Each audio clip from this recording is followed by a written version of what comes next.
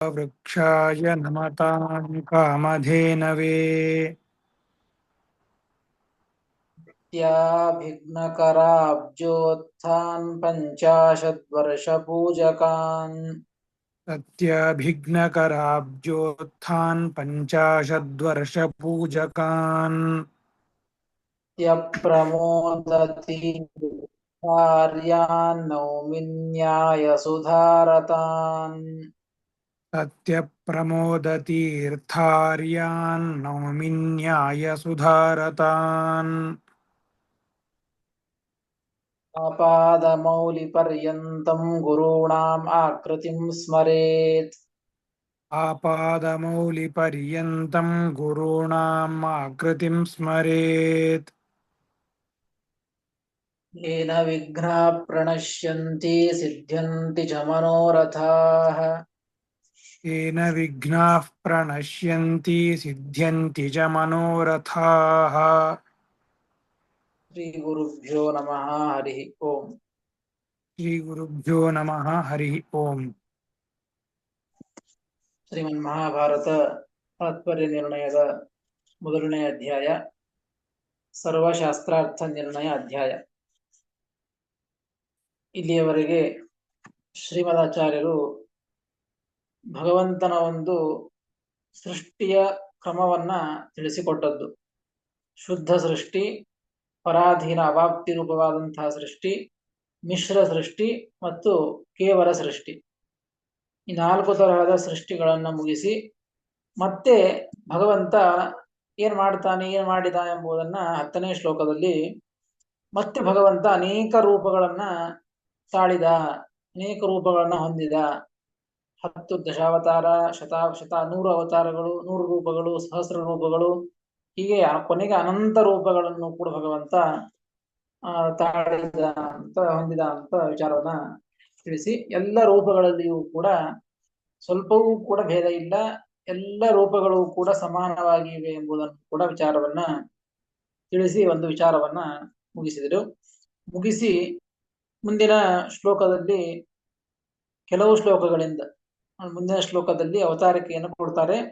ಇದಾನೀಂ ಸರ್ವ ಸದಾಗಮಾರ್ಥಂ ಪ್ರಮಾಣೈಃ ಉಪಪಾದಯಿತುಂ ನಿರ್ದೋಷ ಪೂರ್ಣ ಇತ್ಯಾರಭ್ಯ ಅರ್ಥೋಯಂ ಇತ್ಯಂತೇನ ಗ್ರಂಥೇನ ವಕ್ತಿ. ಇಲ್ಲಿ ಏನ್ ಹೇಳ್ತಾ ಇದ್ದದ್ದು ಅಂತಂದ್ರೆ, ಸದಾಗಮಾರ್ಥಂ, ಎಲ್ಲ ಸದಾಗಮಗಳು, ಎಲ್ಲ ವೇದಗಳು ಏನಿವೆ ಅಲ್ಲ, ಎಲ್ಲ ವೇದಗಳ ಅರ್ಥ ಅಂದ್ರೆ ಅದರಿಂದ ಎಲ್ಲ ವೇದಗಳಿಂದ ಪ್ರತಿಪಾದ್ಯ ಆದಂತಹ ಭಗವಂತ ಇದ್ದಾನಲ್ಲ, ಆ ಭಗವಂತನನ್ನ ಉಪಪಾದನೆ ಮಾಡಬೇಕಾಗಿದೆ. ಭಗವಂತ ಹೀಗಿದ್ದಾನೆ, ಭಗವಂತನ ಗುಣಗಳು ಹೀಗೆ, ಎಲ್ಲ ಗುಣಗಳನ್ನು ತಿಳಿದುಕೊಳ್ಳಿಕ್ಕೆ ಆಗೋದಿಲ್ಲ.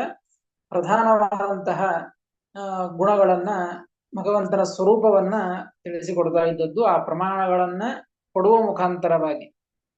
ಅದು ಎಲ್ಲಿಂದ ಎಲ್ಲಿವರೆಗೆ ಹೇಳ್ತಾರೆ ಎಂಬುದನ್ನ ಟಿಪ್ಪಣಿಕಾರ ಹೇಳ್ತಾರೆ.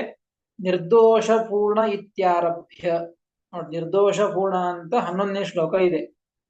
ಈ ಶ್ಲೋಕವನ್ನ ಆರಂಭ ಮಾಡಿಕೊಂಡು ಅರ್ಥೋಯಂ ಇತ್ಯಂತೇನ ಗ್ರಂಥೇನ ವಕ್ತಿ. ಅರ್ಥೋಯಂ ಅಂತ ಮುಂದೆ ಒಂದು ಶ್ಲೋಕ ಬರ್ತದೆ ಇದೇ ಅಧ್ಯಾಯದಲ್ಲಿಯೇನೆ, 22ನೇ ಶ್ಲೋಕ. 22ನೇ ಶ್ಲೋಕ ಬರ್ತದೆ. ಆ 22ನೇ ಶ್ಲೋಕದವರೆಗೆ ಇದೇ ವಿಚಾರವನ್ನೇ ಎಲ್ಲ ಪ್ರಮಾಣಗಳನ್ನ ಕೊಡುವ ಮುಖಾಂತರವಾಗಿ ಭಗವಂತನ ಸ್ವರೂಪವನ್ನ ತಿಳಿಸಿಕೊಡ್ತಾ ಇದ್ದಾರೆ. ಅದಕ್ಕಾಗಿಯೇನೆ ಅತ ಪರಸ್ಪರ ಅಂದ್ರೆ ಈ ಏನು ಈ 11ನೇ ಶ್ಲೋಕ ಹಿಡಿದುಕೊಂಡು 22ನೇ ಶ್ಲೋಕದವರೆಗೆ ಏನು ಪ್ರಮಾಣಗಳನ್ನ ಕೊಟ್ಟು ಭಗವಂತನನ್ನ ಸ್ವರೂಪವನ್ನು ತಿಳಿಸಿಕೊಡ್ತಾ ಇದ್ದಾರಲ್ಲ, ಒಂದು ಶ್ಲೋಕಕ್ಕೆ ಸಂಗತಿ ಸಿಗೋದಿಲ್ಲ. ಒಟ್ಟು ಆ ಪ್ರಮಾಣಗಳನ್ನ ಕೊಟ್ಟು ಭಗವಂತನ ಸ್ವರೂಪವನ್ನ ತಿಳಿಸಿಕೊಡ್ಲಿಕ್ಕೆ ಹೊಂಟದ್ದು. ಈಗ ಇವನ್ನೇ 11ನೇ ಶ್ಲೋಕದಿಂದಲೂ ಕೂಡ ಆ ಭಗವಂತನ ಸ್ವರೂಪವನ್ನೇ ಈ ಪ್ರಮಾಣದಿಂದ ತಿಳಿಸಿಕೊಡ್ತಾ ಇದ್ದಾರೆ ಶ್ರೀಮದಾಚಾರ್ಯರು. 11ನೇ ಶ್ಲೋಕ. ನಿರ್ದೋಷ ಪೂರ್ಣ ಗುಣ ವಿಗ್ರಹ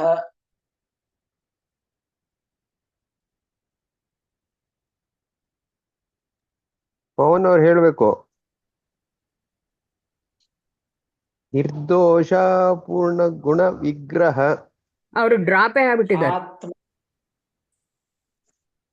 ಹೌದ್ರ ಅವರು ನಾ ಹೇಳಿದೆ.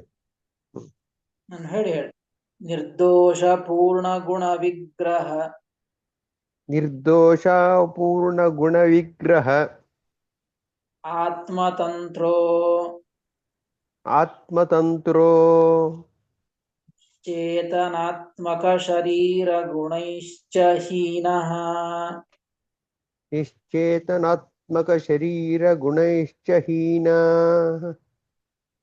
ಆನಂದ ಮಾತ್ರಕರ ಪಾದ ಆನಂದ ಮಾತ್ರ ಕರಪಾದ ಮುಖೋದರಾದಿ ಮುಕೋದರಾದಿ ಸರ್ವತ್ರ ಚ ಸ್ವಗತ ಭೇದ ಸರ್ವತ್ರ ಚ ಸ್ವಗತ ಭೇದ ವಿವರ್ಜಿತಾತ್ಮ ವಿವರ್ಜಿತಾತ್ಮ ನಿರ್ದೋಷ ಪೂರ್ಣ ಗುಣ ವಿಗ್ರಹ ಆತ್ಮತಂತ್ರೋ ನಿಶ್ಚೇತನಾತ್ಮಕ ಶರೀರ ಗುಣೈಶ್ಚ ಹೀನಃ ಆನಂದ ಮಾತ್ರಕರ ಪಾದ ಮುಖೋದರಾದಿ ಸರ್ವತ್ರ ಚ ಸ್ವಗತ ಭೇದ ವಿವರ್ಜಿತಾತ್ಮ ಎಂಬುದಾಗಿ 11ನೆಯ ಶ್ಲೋಕ. ಪದಚ್ಛೇದ. ನಿರ್ದೋಷ ಪೂರ್ಣ ಗುಣ ವಿಗ್ರಹ ಒಂದೇ ಶಬ್ದ ಇದು. ಆತ್ಮತಂತ್ರ ನಿಶ್ಚೇತನಾತ್ಮಕ ಶರೀರ ಗುಣೈ ಚ ಒಂದೇ ಶಬ್ದ ನಿಶ್ಚೇತನಾತ್ಮಕ ಶರೀರ ಗುಣೈ ಒಂದೇ ಬಿಡಿಸ್ಕೊಳ್ಬೇಕಲ್ಲೇ. ಚ ಹೀನಃ ಆನಂದ ಮಾತ್ರಕರ ಪಾದ ಮುಖೋದರಾದಿ ಬಿಡಿಸ್ಕೊಳ್ಬೇಕು. ಆನಂದ ಮಾತ್ರಕರ ಪಾದ ಮುಖೋದರಾದಿ ಸರ್ವತ್ರ ಚ ಸ್ವಗತ ಭೇದ ವಿವರ್ಜಿತಾತ್ಮ ಇದು ಕೂಡ ಒಂದೇ ಶಬ್ದ. ಈ ರೀತಿಯಾಗಿ ಪದ ವಿಭಾಗ ಏನ್ ಹೇಳಿಕೊಟ್ಟದ್ದು ಈ ಶ್ಲೋಕಗಳಿಂದ ಭಗವಂತನ ಸ್ವರೂಪವನ್ನು ತಿಳಿಸಿಕೊಡ್ತಾ ಇದ್ದದ್ದು.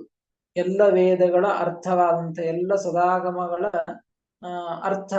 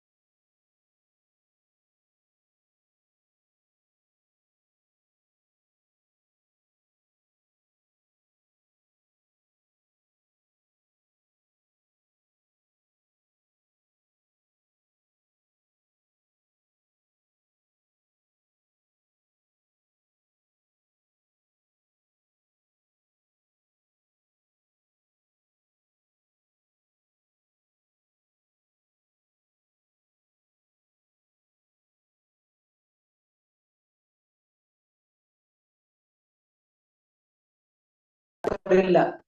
ನೀ ಈ ರೀತಿಯಾಗಿ ಸೃಷ್ಟಿಯನ್ನು ಮಾಡಬೇಕು, ಹೀಗೆ ಮಾಡಬೇಕು, ಹೀಗೆ ಲಯವನ್ನು ಮಾಡಬೇಕು ಅಂತ ಭಗವಂತನಿಗೆ ಯಾವುದೇ ಒಂದು ಕಾರ್ಯದಲ್ಲಾಗಲಿ ಏನೇ ಒಂದು ಪ್ರಸಂಗದಲ್ಲಾಗಲೂ ಕೂಡ ಹೀಗೆ ಮಾಡಬೇಕು ಹೀಗೆ ಮಾಡಬಾರದು ಅಂತ ವಿಧಿ ನಿಷೇಧಗಳನ್ನ ಮಾಡುವಂತಹ ವ್ಯಕ್ತಿ ಯಾರೂ ಇಲ್ಲ. ಯಾರಿಗೆ ವಿಧಿ ನಿಷೇಧಗಳವನೋ ಅವರು ಸ್ವತಂತ್ರರಲ್ಲ ಅಂತ ಅರ್ಥ. ಅವರು ಪರತಂತ್ರರು. ನಮಗೆ ವಿಧಿ ನಿಷೇಧಗಳಿವೆ, ನಮಗೆ ಹೀಗೆ ಮಾಡಬೇಕು ಹೀಗೆ ಮಾಡಬಾರದು ಅಂತ ಹೇಳಿ. ವೇದಗಳಿಂದಲೂ ಇದೆ, ಪುರಾಣಗಳಿಂದ ಇವೆ, ಸ್ಮೃತಿಗಳಿಂದ ಇವೆ, ಹಿರಿಯರಿಂದ ಇವೆ, ಗುರುಗಳಿಂದ ನಮಗೆ ಹೀಗೆ ಮಾಡಬೇಕು ಹೀಗೆ ಮಾಡಬಾರದು ಅಂತ ವಿಧಿ ನಿಷೇಧಗಳನ್ನು ಮಾಡ್ತಾರೆ. ಹೀಗಾಗಿ ನಾವು ಸ್ವತಂತ್ರರಲ್ಲ ಅಂತ ಸ್ಪಷ್ಟ. ಆದರೆ ಭಗವಂತನಿಗೆ ಮಾತ್ರ ಯಾವುದೇ ರೀತಿಯಾದಂತಹ ವಿಧಿ ನಿಷೇಧಗಳೂ ಇಲ್ಲ. ಯಾರು ಅವನಿಗೆ ಹೇಳುವವರಿಲ್ಲ, ಇದನ್ನ ಮಾಡು ಅಂತ ಹೇಳೋರಿಲ್ಲ, ಇದನ್ನ ಮಾಡಬೇಡ ಅಂತ ಹೇಳೋರು ಇಲ್ಲ. ಆ ರೀತಿಯಾಗಿ ಭಗವಂತ ತಾನು ಏನು ಅಂದುಕೊಳ್ತಾನೆ, ತನ್ನ ಇಚ್ಛೆ ಏನಿದೆ ಅದೇ ರೀತಿ ಭಗವಂತ ಅಂತಹ ಕರ್ಮಗಳನ್ನ ಎಲ್ಲ ಸೃಷ್ಟ್ಯಾದಿಗಳನ್ನ ಭಗವಂತ ಮಾಡ್ತಾನೆ. ಹೀಗಾಗಿ ಭಗವಂತ ಸ್ವತಂತ್ರ, ಆತ್ಮತಂತ್ರ ಎಂಬುದು ಸ್ವತಂತ್ರ ಅಂತ ಅರ್ಥ. ಇನ್ನು ಭಗವಂತ ಮತ್ತೆ ಹೇಗಿದ್ದಾನೆ ಅಂದ್ರೆ ನಿಶ್ಚೇತನಾತ್ಮಕ ಶರೀರ ಗುಣೈಹಿ ಹೀನಃ. ಭಗವಂತ ನೋಡಿ ಆಗ ಹೇಳಿದಂತೆ ಭಗವಂತನ ಶರೀರ ಅಂದ್ರೆ ಏನು? ಭಗವಂತನ ಗುಣಗಳೇ ಶರೀರ. ಗುಣಗಳೇ ಶರೀರ ಬೇರೆ ಅಂತಿಲ್ಲ. ನಮಗೆ ಶರೀರ ಬೇರೆ, ಜೀವ ಇದ್ದ ನಾನು ಅಂತ ಹೇಳ್ತೇನಲ್ಲ, ಜೀವ. ಆ ನಾನು ಮತ್ತು ನನ್ನ ದೇಹ ಇದು ಎರಡು ಬೇರೆ ಬೇರೆ. ಅದು ಭಗವಂತ ಆ ರೀತಿಯಾಗಿ ಅಲ್ಲ. ನಿಶ್ಚೇತನಾತ್ಮಕ ಶರೀರ ಗುಣೈಶ್ಚ ಹೀನಃ. ನಿಶ್ಚೇತನ ಅಂದ್ರೆ ಜೀವ ಇಲ್ಲದೆ ಇದ್ದದ್ದು, ಅದನ್ನ ಜಡ ಅಂತ ಕರೆಯೋದು. ಕಲ್ಲು ಮಣ್ಣು ಇದರಲ್ಲಿ ಜೀವ ಇರೋದಿಲ್ಲ, ಹೀಗಾಗಿ ಅದನ್ನು ಜಡ ಅಂತ ಕರೆಯೋದು. ಯಾವುದರಲ್ಲಿ ಚೇತನ ಇಲ್ಲವೋ ಅದು ನಿಶ್ಚೇತನ ಅಂತ ಹೇಳಿದ್ದು. ಅದೇ ರೀತಿಯಾಗಿ ನಿಶ್ಚೇತನಾತ್ಮಕ ಶರೀರ ನೋಡಿ, ಈ ಶರೀರನೇ ಚೇತನ ಅಲ್ಲ, ಶರೀರದೊಳಗೆ ಚೇತನ ಇದ್ದಾನೆ. ಚೇತನ ಜೀವ. ಶರೀರದೊಳಗೆ ಜೀವ ಇದ್ದದ್ದಕ್ಕೆ ಆ ಶರೀರ ತಾನು ಅನೇಕ ರೀತಿಯಾದಂತಹ ಚಲನವಲನಗಳನ್ನ ಮಾಡುತ್ತದೆ. ನಿಜವಾಗಿಯೂ ಕೂಡ ಶರೀರನೇ ಚೇತನ ಅಲ್ಲ. ಶರೀರ ಏನಿದು ಜಡ ಪದಾರ್ಥನೇ. ಈ ಜಡ ಪದಾರ್ಥಕ್ಕೂ ಶರೀರಕ್ಕೂ ಇರೋ ವ್ಯತ್ಯಾಸ ಏನು ಅಂದ್ರೆ ಸ್ವಲ್ಪ ವ್ಯತ್ಯಾಸ ಅಷ್ಟೇ. ಇದು ಜಡ ಪದಾರ್ಥನೇ, ಶರೀರವೂ ಕೂಡ. ಕಲ್ಲು ಮಣ್ಣು ಜಡ ಪದಾರ್ಥವೇ, ಆದ್ರೆ ಆ ಕಲ್ಲಿನೊಳಗೆ ಜೀವ ಇಲ್ಲ. ಜೀವ ಇಲ್ಲೇ ಇದ್ದದ್ದಕ್ಕೆ ಅದು ಚಲನವಲನಾದಿಗಳು ಅದರಲ್ಲಿ ಆಗೋದಿಲ್ಲ. ಈ ದೇಹದೊಳಗೆ ಜೀವ ಇದ್ದದ್ದಕ್ಕೆ ಎಲ್ಲ ಚಲನವಲನಾದಿಗಳು ಆಗ್ತವೆ. ಆದ್ರೆ ಶರೀರ ಮಾತ್ರ ಕಲ್ಲಿದ್ದಂತೇನೆ. ಕಲ್ಲು ಯಾವ ರೀತಿಯಾಗಿ ಜಡ ಪದಾರ್ಥವೋ ಅದೇ ರೀತಿಯಾಗಿ ಶರೀರವು ಜಡ ಪದಾರ್ಥ. ಯಾಕೆ ಅಂದ್ರೆ ಕಲ್ಲು ಮಣ್ಣಿಗೆ ಜ್ಞಾನ ಇಲ್ಲ, ಅದೇ ರೀತಿಯಾಗಿ ಶರೀರಕ್ಕೂ ಜ್ಞಾನ ಇಲ್ಲ.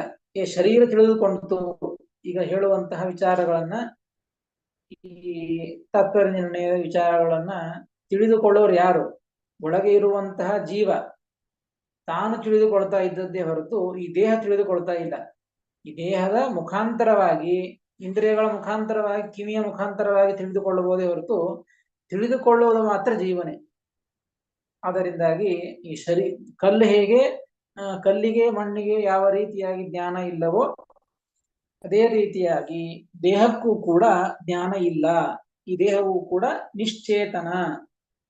ಇಂತಹ ನಿಶ್ಚೇತನಾತ್ಮಕವಾದಂತಹದ್ದು ಯಾವುದು? ಅದು ಶರೀರ ಅಂತ ಹೇಳಿದ್ ನೋಡಿ. ಶಬ್ದ ಇದೆ, ನಿಶ್ಚೇತನಾತ್ಮಕ ಶರೀರ. ನಿಶ್ಚೇತನಾತ್ಮಕವಾದಂತಹ ಶರೀರದಿಂದ ಮತ್ತು ಅದರ ಗುಣಗಳು ಈ ಎರಡರಿಂದಲೂ ಕೂಡ ಭಗವಂತ ಹೀನನಾಗಿದ್ದಾನೆ ಅಂತಂದ್ರೆ ಅವುಗಳು ಎರಡೂ ಇಲ್ಲ ಅಂತ ಅರ್ಥ. ಶರೀರ ಇದೆ, ಎಂತಹ ಶರೀರ ಇದೆ? ಜ್ಞಾನಾನಂದಾತ್ಮಕವಾದಂತಹ ಶರೀರನೇ ಭಗವಂತನಿಗಿದ್ದದ್ದೇ ಹೊರತು ನಮ್ಮಂತಹ ಜಡವಾದಂತಹ ಶರೀರ ಭಗವಂತನಿಗೆ ಇಲ್ಲ. ಅದರ ಗುಣಗಳು ಭಗವಂತನಿಗೆ ಇಲ್ಲ. ಮತ್ತಿನ್ ಹೇಗಿದ್ದಾನೆ ಭಗವಂತ ಅಂದ್ರೆ ಭಗವಂತನ ಸ್ವರೂಪ ಏನು ಅಂತಂದ್ರೆ ಆನಂದ ಮಾತ್ರ ಕರಪಾದ ಮುಖೋದರಾದಿ. ನೋಡಿ, ಭಗವಂತನ ಎಲ್ಲ ಅಂಗಾಂಗಗಳು ಕೂಡ, ಕೈ ಆಗಲಿ, ಕಾಲಾಗಲಿ, ಮುಖ ಆಗಲಿ, ಹೊಟ್ಟೆ ಆಗಲಿ, ಎಲ್ಲ ಅಂಗಾಂಗಗಳು ಕೂಡ ಬೇರೆ ಬೇರೆ ಕೇವಲ ಆನಂದ ಮಾತ್ರ ಒಳಗಿರುವಂತಹ ಪರಮಾತ್ಮನಿಗಿದೆ, ದೇಹಕ್ಕೆ ಇಲ್ಲ ಅಂತ ಅರ್ಥ ಅಲ್ಲ. ಆ ದೇಹವೇ ಆನಂದ ಸ್ವರೂಪಭೂತವಾದದ್ದು ಅಂತ ತಿಳಿಸಿಕೊಡ್ತಾ ಇದ್ದಾರೆ ನೋಡಿ. ಆನಂದ ಮಾತ್ರ ಕರಪಾದ. ಆನಂದವೇ ಕರ ಅಂದ್ರೆ ಕೈಗಳು. ಆನಂದ ಮಾತ್ರ ಕರ. ಇಡೀ ಕೈ ಅಂದ್ರೆ ಭಗವಂತನ ಕೈ. ಇಡೀ ಕೈ ಅಂದ್ರೆ ಆನಂದ ಸ್ವರೂಪ, ಬೇರೆ ನಮ್ಮಂತಹ ಕೈ ಅಲ್ಲ. ಆನಂದ ಮಾತ್ರ ಕರ ಪಾದ ಮುಖ ಉದರ. ಪಾದ ಅಂದ್ರೆ ಕಾಲುಗಳು, ಮುಖ ಅಂದ್ರೆ ಮುಖ, ಉದರ ಅಂದ್ರೆ ಹೊಟ್ಟೆ. ಆದಿ ಶಬ್ದದಿಂದಾಗಿ ಇನ್ನುಳಿದಂತಹ ಅಂಗಾಂಗಗಳನ್ನ ತೆಗೆದುಕೊಳ್ಳಬೇಕು. ಭಗವಂತನ ಕೈ, ಕಾಲು, ಮುಖ, ಹೊಟ್ಟೆ ಎಲ್ಲ ಅಂಗಾಂಗಗಳು ಕೂಡ ಹೇಗಿವೆ ಅಂದ್ರೆ ಆನಂದ ಮಾತ್ರ, ಆನಂದವೇ ಬಿಟ್ಟು ಬೇರೆ ಏನೂ ಇಲ್ಲ. ಆನಂದ ಜ್ಞಾನ ಕೊಡ್ತಾರೆ ನೋಡಿ. ಆನಂದ ಮಾತ್ರ ಕರಪಾದ ಮುಖೋದರಾದಿ, ಇದು ಭಗವಂತನ ಸ್ವರೂಪ ಅಂತ ತಿಳಿಸಿಕೊಡ್ತಾ ಇದ್ದದ್ದು. ಹಾಗಾದ್ರೆ ನೋಡ್ರಿ, ಆನಂದ ಮಾತ್ರ ಅಂತಿಷ್ಟು ಹೇಳ್ತಾ ಇದ್ದದ್ದು ಇಲ್ಲಿ, ಆನಂದ ಸ್ವರೂಪ ಅಂತ ಹೇಳ್ತಾ ಇದ್ದದ್ದು. ಭಗವಂತ ಹೇಗಿದ್ದಾನೆ ಅಂದ್ರೆ ಜ್ಞಾನಾನಂದಾತ್ಮಕ ಭಗವಂತ, ಜ್ಞಾನ ಸ್ವರೂಪ, ಆನಂದ ಸ್ವರೂಪ ಅಂತ ಹೇಳೋದು. ಆದರೆ ಇಲ್ಲಿ ಆನಂದ ಶಬ್ದವನ್ನು ಮಾತ್ರ ತೆಗೆದುಕೊಂಡಿದ್ದಾರಲ್ಲ ಅಂದ್ರೆ ಟಿಪ್ಪಣಿಕಾರರು ಬರೀತಾರೆ, ಆನಂದ ಇತಿ ಉಪಲಕ್ಷಣಂ ಜ್ಞಾನಾದ್ಯಪಿ ಗ್ರಾಹ್ಯಂ. ಜ್ಞಾನಾದಿಗಳನ್ನು ಕೂಡ ತೆಗೆದುಕೊಳ್ಳಬೇಕು ಅಂದ್ರೆ ಜ್ಞಾನ ಸ್ವರೂಪವೂ ಹೌದು. ಹೇಗೆ ಆನಂದ ಸ್ವರೂಪವೋ ಅವನ ಕೈಕಾಲಗಳೆಲ್ಲವೂ ಕೂಡ ಹಾಗೆ ಜ್ಞಾನ ಸ್ವರೂಪವೂ ಆಗಿದೆ. ಹೀಗೆ ಎಲ್ಲ ಗುಣಗಳ ಒಂದು ಸ್ವರೂಪಕ್ಕೂ ಭಗವಂತನಿಗೂ ಅಭೇದವನ್ನ ತಿಳಿದುಕೊಳ್ಳಬೇಕಿಲ್ಲಿ. ಇಲ್ಲಿ ಮಾತ್ರ ಶಬ್ದವನ್ನ ಆಡಿದ್ದು, ಆನಂದ ಮಾತ್ರ ಕರಪಾದ ಮುಖೋದರಾದಿ ಅಂತ ಹೇಳಿದ್ದು. ಇಲ್ಲಿ ಮಾತ್ರ ಶಬ್ದವನ್ನ ಪ್ರಯೋಗ ಮಾಡಿದ್ದಾರೆ ಶ್ರೀಮದಾಚಾರ್ಯರು. ಆನಂದ ಮಾತ್ರ, ಈ ಆನಂದ ಮಾತ್ರ ಅಂದ್ರೆ ಇನ್ ಬೇರೆ ಏನೂ ಇಲ್ವಾ ಅಂತ ಅರ್ಥ. ನಾವು ಕನ್ನಡದಲ್ಲಿ ಹೇಳ್ತೇವೆ, ಮಾತ್ರ ಎಷ್ಟೇ ಮಾತ್ರ ಇದೆ ಅಂತಂದ್ರೆ ಅದೊಂದೇ ಇದೆ ಅಂತ ಅರ್ಥ, ಇನ್ ಬೇರೆ ಏನೂ ಇಲ್ಲ ಅಂತ ಅರ್ಥ ಆಗ್ತದೆ. ಹಾಗೆ ಇಲ್ಲಿ ಆನಂದ ಮಾತ್ರ ಎಂಬುದಕ್ಕೆ ಮಾತ್ರ ಶಬ್ದ ಅಯೋಗವು ವ್ಯವಚ್ಛೇದಾರ್ಥ. ಒಟ್ಟು 3 ವಿಚಾರಕ್ಕಾಗಿ ಈ ಮಾತ್ರ ಶಬ್ದದ ಪ್ರಯೋಜನವನ್ನ ತಿಳಿಸ್ತಾರೆ. ಆನಂದ ಮಾತ್ರ ಎಂಬುದಕ್ಕೆ ಮಾತ್ರ ಶಬ್ದವನ್ನು ಯಾಕೆ ಪ್ರಯೋಗ ಮಾಡಿದ್ದು ಅಂದ್ರೆ ಅಯೋಗ ವ್ಯವಚ್ಛೇದಾರ್ಥ. ಮತ್ತೊಂದು ಯಾವುದು ಇಲ್ಲ ಅಂತ ಹೇಳಬೇಕಾಗಿದೆಯೋ ಅದನ್ನ ಅಲ್ಲಗಳಿಬೇಕಾಗಿದೆ. ಅದು ಇಲ್ಲ ಅಂದ್ರೆ ಯಾವುದು ಭಗವಂತನಲ್ಲಿ ಅನೇಕ ಗುಣಗಳಿವೆ ಅಲ್ಲ, ಎಲ್ಲವೂ ಇವೆ ಅಂತ ಹೇಳಬೇಕಾಗಿದೆ. ಅದನ್ನು ತಿಳಿಸುವುದಕ್ಕಾಗಿ ಮಾತ್ರ ಶಬ್ದವನ್ನ ಪ್ರಯೋಗ ಮಾಡಿದ್ದು ಒಂದು. ಎರಡನೆಯದ್ದು ಅನಾನಂದಾದಿ ವ್ಯಾವರ್ತಕೋವ. ನೋಡ್ರಿ, ಆನಂದ ಮಾತ್ರ ಭಗವಂತನ ಕೈಕಾಲು, ಮುಖ, ಹೊಟ್ಟೆ ಎಲ್ಲವೂ ಹೇಗಿದೆ ಅಂದ್ರೆ ಆನಂದ ಮಾತ್ರ. ಅಂದ್ರ ಅದಕ್ಕರ್ಥ ಏನು ಅಂದ್ರೆ ಅನಾನಂದಾದಿ ವ್ಯಾವರ್ತಕ. ಅನಾನಂದ, ಆನಂದದ ವಿರುದ್ಧವಾದದ್ದು ದುಃಖಗಳು ಅಂತ ಅರ್ಥ, ದುಃಖಾದಿಗಳು ಅವುಗಳಿಗಿಲ್ಲ ಅಂತ ಅರ್ಥ, ಅದರ ಸ್ವರೂಪ ಅಲ್ಲ ಅಂತ ತಿಳಿಸಿಕೊಟ್ಟಂಗೆ ಆಗ್ತದೆ. ಇದು ಎರಡನೆಯದ್ದು. ಮತ್ತೊಂದು ಮಾತ್ರ ಶಬ್ದವನ್ನು ಯಾಕೆ ಪ್ರಯೋಗ ಮಾಡಿದ್ದು ಅಂತಂದ್ರೆ ಈಶ್ವರ ಗುಣನಾಮ ಭೇದ ಸೂಚಕೋವ. ಈಶ್ವರ ಗುಣಾನಾಂ ಅಭೇದ ಸೂಚಕೋವ. ಭಗವಂತನ ಗುಣಗಳಿಗೂ ಭಗವಂತನಿಗೂ ಅಭೇದವನ್ನ ಸೂಚನೆ ಮಾಡುವ ಸಲುವಾಗಿ ಮಾತ್ರ ಶಬ್ದವನ್ನ ಇಲ್ಲಿ ಪ್ರಯೋಗ ಮಾಡಿದ್ದು. ಆನಂದ ಮಾತ್ರ, ಆನಂದವೇ ಕೈಕಾಲು, ಹೊಟ್ಟೆ, ಮುಖ ಉಳ್ಳವನಾಗಿದ್ದು ಭಗವಂತ ಅಂದ್ರೆ ಆನಂದಕ್ಕೂ ಭಗವಂತನ ಕೈಕಾಲು, ಮುಖ, ಹೊಟ್ಟೆ ಇವುಗಳಿಗೆ ಎಲ್ಲ ಅಂಗಾಂಗಗಳಿಗೂ ಕೂಡ ಅಭೇದವನ್ನ ಹೇಳಿದಂತೆ ಆಗ್ತದೆ. ಅದಕ್ಕಾಗಿ ಮಾತ್ರ ಶಬ್ದವನ್ನ ಪ್ರಯೋಗ ಮಾಡಿದ್ದು. ಇದು ಒಂದು ಭಗವಂತನ ಸ್ವರೂಪ. ಭಗವಂತ ಈ ರೀತಿಯಾಗಿ ಇದ್ದಾನೆ. ಅದೇ ರೀತಿಯಾಗಿ ಭಗವಂತ ಹೇಗಿದ್ದಾನೆ ಅಂತಂದ್ರೆ ಸರ್ವತ್ರ ಚ ಸ್ವಗತ ಭೇದ ವಿವರ್ಜಿತಾತ್ಮ ಅಂತ ಮತ್ತೊಂದು ಶಬ್ದ ಇದೆ. ಸರ್ವತ್ರ ಅಂದ್ರೆ ಎಲ್ಲ ಕಡೆಗೆ ಅಂತ ಅರ್ಥ. ಏನೆಲ್ಲ ಕಡೆಗೆ ಅಂದ್ರೆ ಸರ್ವಾವತಾರೇಶು ಅಂತ ಅರ್ಥ. ಭಗವಂತನ ಎಲ್ಲಾ ಅವತಾರಗಳಲ್ಲಿಯೂ ಕೂಡ ಭಗವಂತ ಹೇಗಿದ್ದಾನೆ ಅಂದ್ರೆ ಸ್ವಗತ ಭೇದ ವಿವರ್ಜಿತಾತ್ಮ.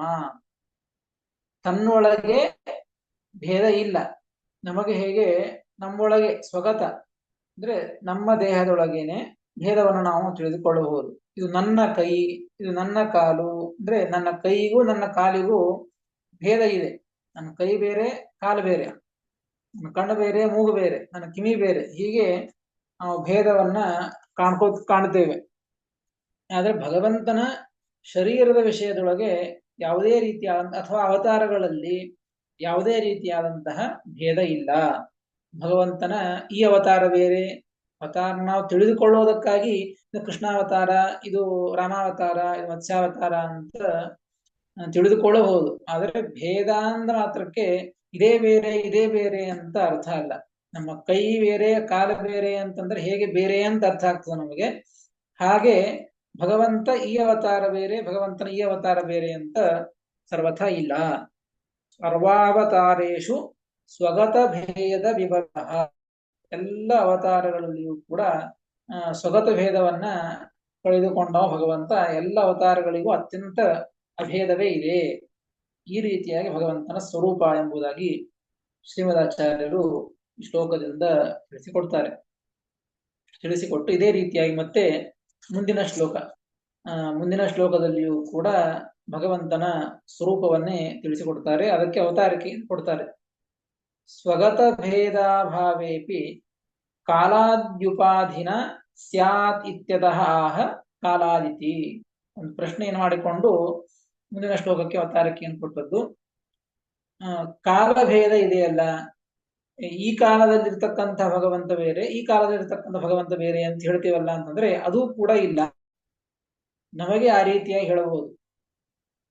ನೋಡಿ, ನಮ್ಮ ಶರೀರ ಇದೆ. ಈಗ ಇವತ್ತಿದ್ದ ಶರೀರ ಬದುಕಿದ್ದಾಗಲೂ ಕೂಡ ನಾಳೆ ಅಲ್ಲ, ಇದೇ ಒಂದು ಮುಂದಿನ ಕ್ಷಣದಲ್ಲಿ ಈ ಶರೀರ ಇಲ್ಲ.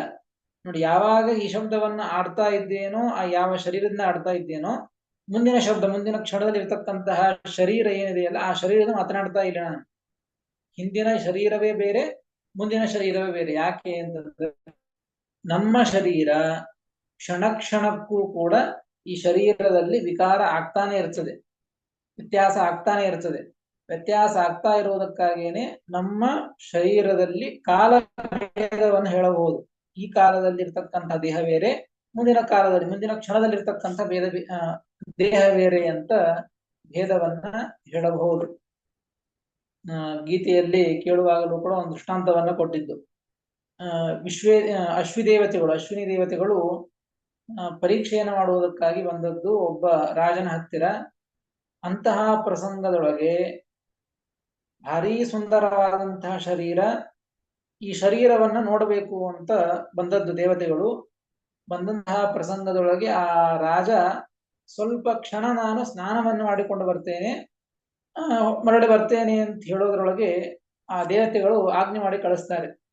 ಇಲ್ಲ, ಆ ರಾಜನ ಶರೀರವನ್ನ ಈಗಲೇ ನೋಡಬೇಕು. ಯಾಕೆ ಅಂದ್ರೆ ನಾವು ಕೇಳಿದ್ದೇವೆ, ನಮ್ಮ ದೇವಲೋಕದಲ್ಲಿ ಈ ರಾಜ ಭಾರಿ ಸೌಂದರ್ಯವನ್ನು ಹೊಂದಿದ್ದಾನೆ ಅಂತ ಕೇಳಿದ್ದೇವೆ, ಅದಕ್ಕಾಗಿ ಈಗಲೇ ನೋಡಬೇಕು ಅಂತ ನಾವು ಒಂದೇ ಒಂದು ಕ್ಷಣದಲ್ಲಿ ಬಂದದ್ದವರು. ಯಾವಾಗ ಕೇಳಿದ್ದಾರೋ ಅಷ್ಟು ವೇಗದಿಂದ ಬಂದು ನಿಂತಿದ್ದಾರೆ.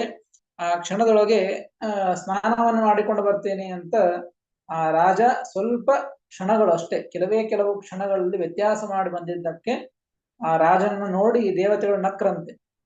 ಇಷ್ಟು ಸೌಂದರ್ಯ ಇದೆ,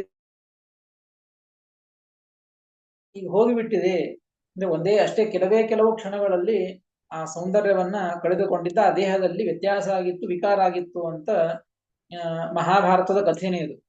ಆ ಕಥೆಯಲ್ಲಿ ನಾವು ಕೇಳ್ತೇವೆ.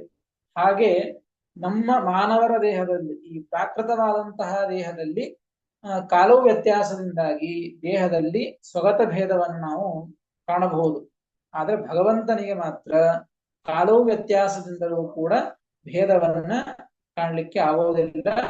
ಯಾವ ಕಾಲದಲ್ಲಿ ಹಿಂದೆ 100 ವರ್ಷ ಅಂತ ಇಟ್ಕೊಳ್ಳಿ, 100 ಬ್ರಹ್ಮ ಕಲ್ಪ ಹಿಂದೆ ತಿಳಿದುಕೊಳ್ಳಿ, ಆಗ ಭಗವಂತನ ದೇಹ ಹೇಗಿತ್ತೋ ಈಗೂ ಹಾಗೆ ಇದೆ, ಮುಂದೂ ಹಾಗೆ ಇರ್ತದೆ. ಯಾವ ವ್ಯತ್ಯಾಸವೂ ಆಗೋದಿಲ್ಲ. ಯಾವಾಗಲೂ ಕೂಡ ಅನಾದಿ ಕಾಲದಿಂದ ಅನಂತ ಕಾಲದವರೆಗೂ ಕೂಡ ಭಗವಂತನ ಶರೀರ ಇದು ಜ್ಞಾನಾನಂದಾತ್ಮಕವಾದದ್ದೇ ಇರ್ತದೆ. ಎಂದಿಗೂ ಕೂಡ ಅದರಲ್ಲಿ ಯಾವ ದೋಷಗಳು ಕೂಡ ಬರೋದಿಲ್ಲ. ಯಾವುದೇ ರೀತಿಯಾದಂತಹ ಕಾಲ ಉಪಾಧಿಯಿಂದಲೂ ಕೂಡ ಭೇದ ಬರೋದಿಲ್ಲ ಎಂಬುದನ್ನು ಮತ್ತೆ ಈ ವಿಚಾರವನ್ನ ಆ ಭಗವಂತನ ಸ್ವರೂಪವನ್ನು ಹೇಳುವ ಮುಖಾಂತರವಾಗಿ ಭಗವಂತನ ದೇಹದಲ್ಲಿ ಕಾಲೋ ವ್ಯತ್ಯಾಸದಿಂದಲೂ ಕೂಡ ಭೇದ ಬರೋದಿಲ್ಲ ಎಂಬುವಂತಹ ವಿಚಾರವನ್ನ ಮತ್ತೆ 12ನೇ ಶ್ಲೋಕದಲ್ಲಿ ತಿಳಿಸಿಕೊಡ್ತಾರೆ. ಅದನ್ನು ಮತ್ತೆ ನಾಳೆ ತಿಳಿಯುವ ಅಂತ ಹೇಳ್ತೇನೆ. ಶ್ರೀಕೃಷ್ಣಾರ್ಪಣಮಸ್ತು. ಹರೇ ನಮಃ. ಹರೇ ನಮಃ.